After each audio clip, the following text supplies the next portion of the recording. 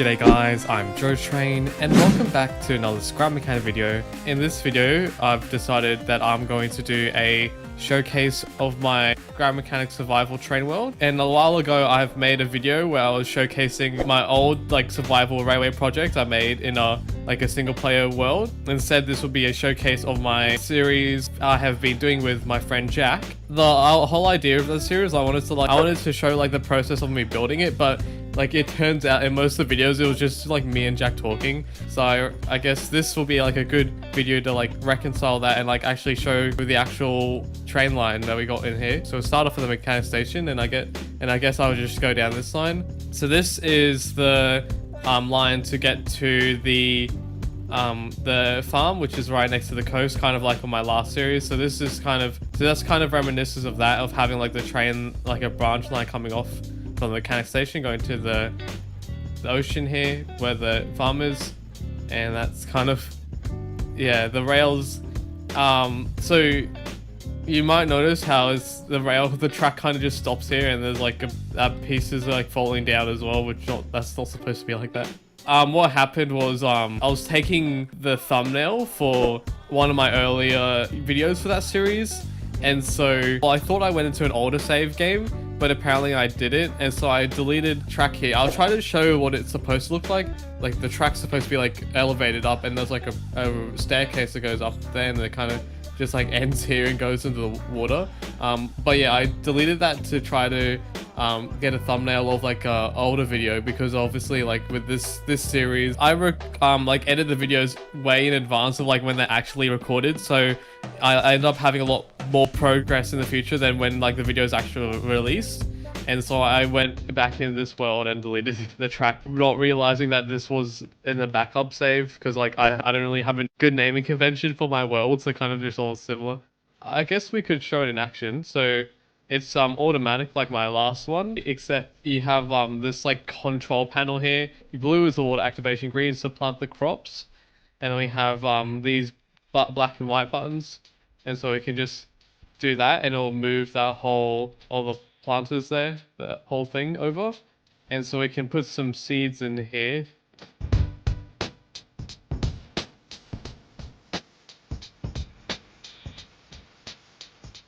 Alright, and then we can press, we can move this over, and we can make sure the green and the blue are activated. And we can press this button, and then it will water the soil, and it will also plant the crops as well, like that. And then once it gets to the end, it should automatically stop. But I don't really want to plant a bunch of crops, so I just, yeah, because you're going to see automatic farming detected, so that's going to be fun to deal with all the hay bods that are going to come over. Once it's at the end, it will stop, and then we can move it over, and we can plant the next set of crops over there as well, which I'm not going to do. I never actually ended up getting far enough in editing the videos to actually showcase this. So this was a little a boat I made. Of course it uses thrusters, because you can't actually use paddles or anything to make boats. So they're the highest level thrusters, because they have the most efficiency. And so this is basically a really easy way to get clams and oil, crude oil. And I also had another feature, you can press for, oh wow, that's not supposed to be doing that. The pistons tend to glitch out on the lower physics quality, so you kind of have the idea of how it's supposed to work, of it lowers the seat, and so you can get down to collect the crude oil and all the clams, and then you can come back in the seat if it's not glitching out. It's probably because we have the train on the track there, that's why it's it's very laggy, or on the highest setting on the physics quality. Scrap Mechanic, it doesn't have a loose vehicle and the loose objects, because it has to do the physical calculations. If the train wasn't on there, you have a lot better frame rate. But anyways, that's the showcase of this vehicle. I like the design of it as well. I even made it blue for my whole paint scheme is blue, and put some white accents on it. It's really cool design. It works really well when I have the physics quality on a higher setting, and when it's not lagging as well. Anyway, now that we're finished with the farm, we'll head back in the train here, and I'm holding this the tanker wagon as well. And I can actually showcase this in action, because I have a chemical plant somewhere down the line. I reckon we can go to that next. So we'll just head down the track here. And how the track works is they're all on bearings, so you can each section has its own bearings, and that's just so you can have like a smooth curve instead of having like a really janky like 45-degree thing like with wedges. So that just makes it a lot more smoother, even though it is a lot more laggy. But at least we have a physics quality slider, so you can simplify the physics, and it doesn't really seem to affect vehicles like the trains, which is good. I've only noticed if it affects pistons and suspension, it seems to affect. So like road vehicles and like if you have a drill vehicle, that it affects that as well. Put this back on the straight section here. And that's another annoying thing with this, is kind of you have to put all your vehicles on, you can't put them on curves obviously, because you can only like place vehicles on a 90-degree angle. So you can only place this on a straight piece of track, not on like a slightly like an angled piece of track, which is kind of annoying. So you have to have a lot of straight sections here. Anyways, we'll head up here from the mechanic station. And here we have one of the ruins right next to the mechanic station as well. And if you notice, it's not really easy to see, but the game it loads all the tracks in sections, and so that can cause some things to happen where it won't connect the track properly, and it can like become detached from the other one. So heading down here, this like elevated kind of section here, we have a nice view of like the ocean over here. And then we have this is like a kind of really janky curve, this one. So I tried to make a S-bend. Oh, I had to do it because like I wanted to have a wider curve. So I had to do this really janky thing, and the train got derailed. The little guide wheel that came off on these droid things, it might have just came out of that, which is annoying. So I have to put this on track down here. Now that we're here, we can actually showcase the loading of the tanker if it's not full, that is. Anyways, we'll put the lights on as well. And we have a horn. Anyways, here we have the chemical plant, which is actually not too far from the base. So we can get chemicals, which is very useful with making concrete, because concrete you need both chemicals and water, which are both like infinite sources, because they don't actually deplete in this game. So we can just press this and it lowers that down. Oh, that's their full. Okay. So I forgot, I didn't empty all of these chests, but basically it brings down the tanker wagon, it brings down these chests, and then they vacuum up the chemicals from here. And then once we're finished, we can just click the switch, and then that raises that up, and then we can head back to the mechanic station while the sun's setting. I mean, you don't technically need to have a wagon like this to have the vacuum pumps, but I just wanted to be like more realistic, so I wanted to have like the wagon that even looks like a tanker wagon as well. So here we're on the way back, going over that really janky section of track. We didn't seem to derail, so that's good there. Although we are going quite slow, just like one of the things you have to go really slow to make sure you don't come off of the track there. So anyways, we'll go on the straight section here.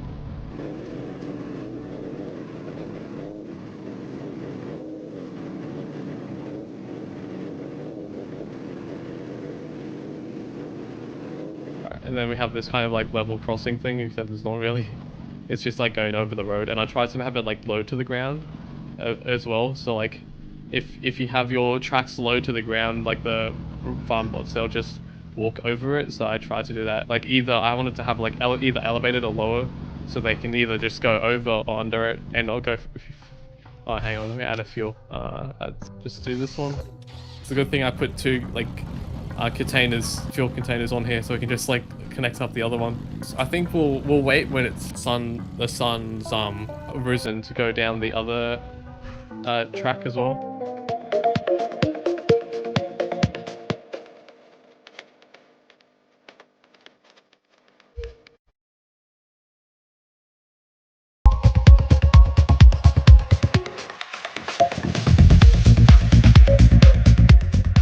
Thinking. Okay.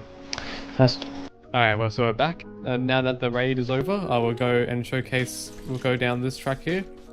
And it is lagging. Turn the first quality backload down again. So I'm going over the little junction here.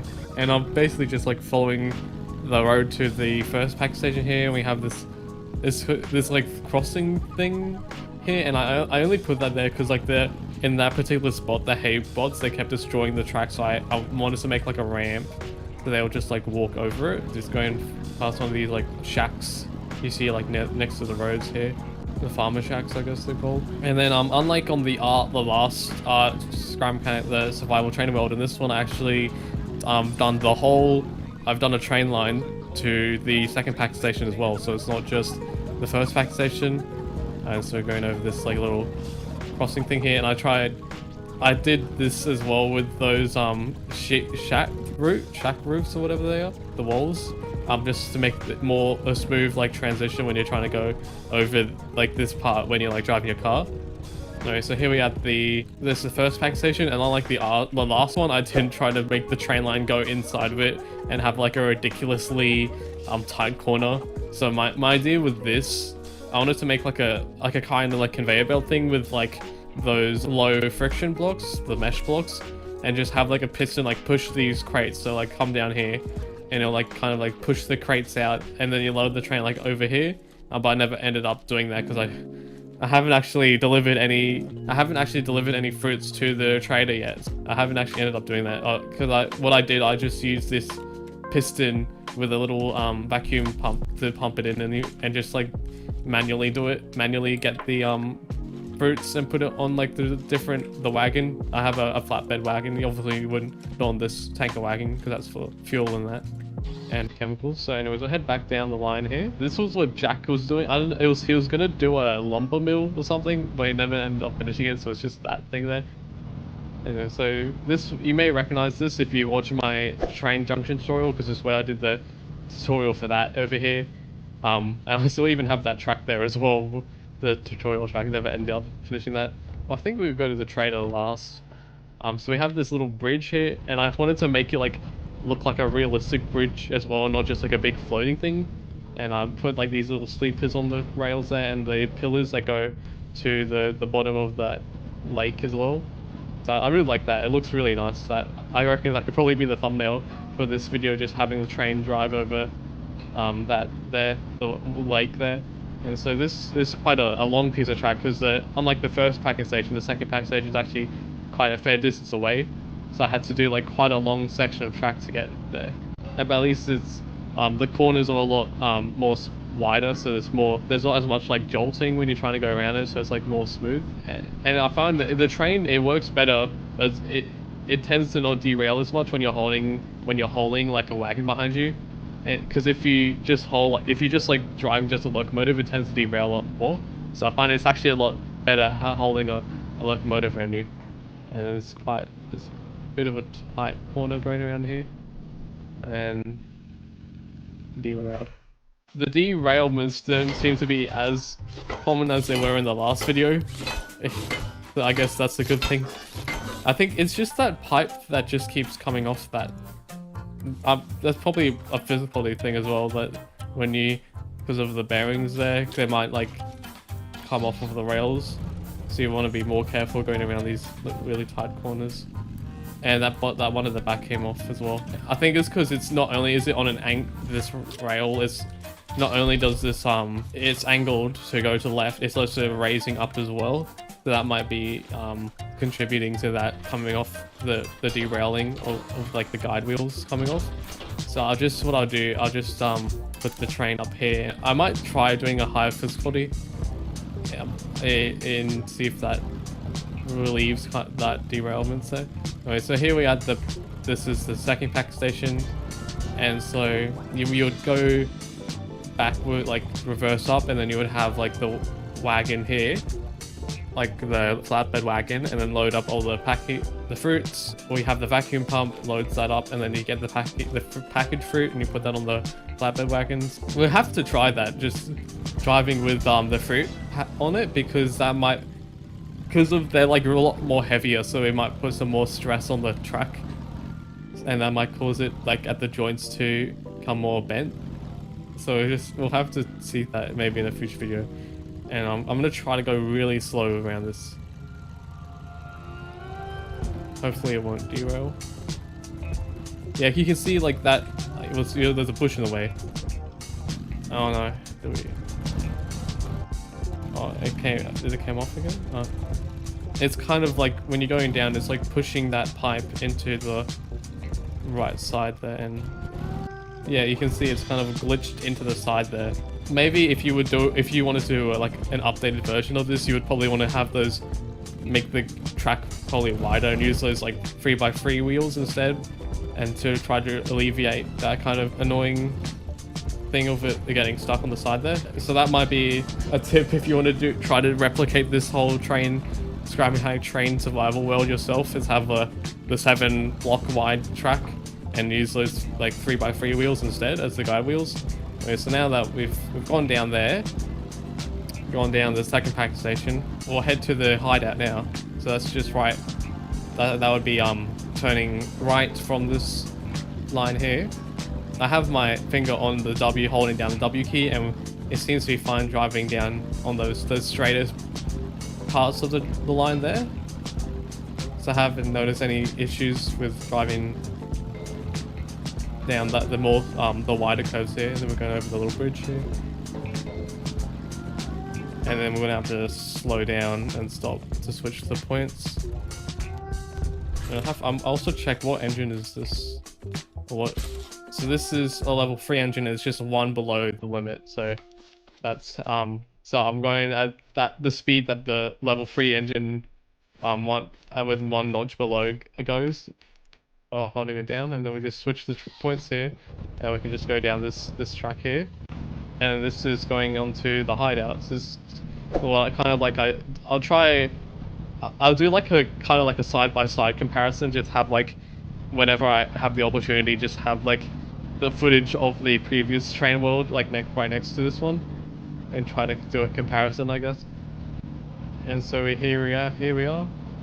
Unlike if you watched the video with my really bad audio as well, I did like a loop around the hideout, but the problem with that is the train, it doesn't really like going around those really tight corners. So I just had it like go like just straight here, and so you would come here, and then you would take the fruit off of the flatbed wagon here, and you have to do that manually, or you could just like disconnect this, like doing this, and then like put the flatbed wagon here, like I'll just put on the lift, even though it's not really that realistic, just dropping an entire train wagon down. But that's probably another method of doing it. And then once you have it down, you can just press button, and then I'll just vacuum up all of the produce on there. But yeah, that's pretty much a showcase of all the lines on the train world.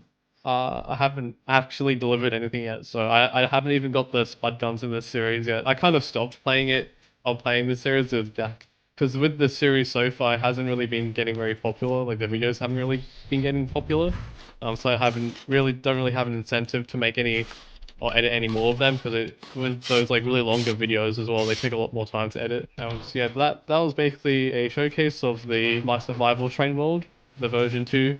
So I learned from the last series to make the track a lot more, or the last project to make the track a lot more wider. So that was one of the improvements. If I were to do like a version 3 of this, I'd probably want to think of having the track be 7 blocks apart, just so I can use those 3x3 guide wheels instead of these really small ones that kept like glitching off to the side, like as I showed earlier. Another thing as well, you may notice that these wagons, that I've also welded them together as well. Unlike the other one with that, I used the pipes to connect them, but the problem with that is that they kept becoming disconnected because of the physically. Those connections can like sometimes pull apart and then disattach. So I remedied that by having it actually just welded onto it. So it's like impossible for this to become disattached from the train, apart from like manually. Wait, what? Yeah, manually breaking it. And then yeah, what happened with this? This is like underneath the ground. You saw this like on the way here, this was fine, but now it's underneath the ground somehow. Like, do I have a seat on me? What's in this chest? No, I didn't bring a seat on me. And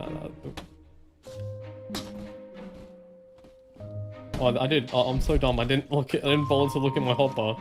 I looked in my inventory, but not in my hotbar.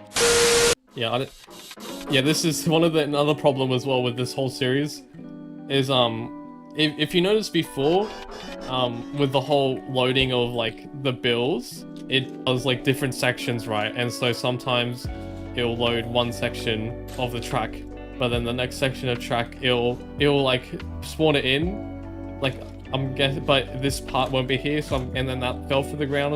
I don't know. This is not really intended for this game, even though you can technically do it. It's just very buggy, and like in a usual survival game, this would be completely impractical because like you need a ridiculous amount of materials to get all these like concrete for the rails, and it takes a ridiculous amount of time to do this as well, when you could just have a car, just drive it like a truck or something everywhere. Anyways, that's basically the end of the video. If you enjoyed, be sure to like, comment, and subscribe. And lastly, be sure to join the journey with Joe Train.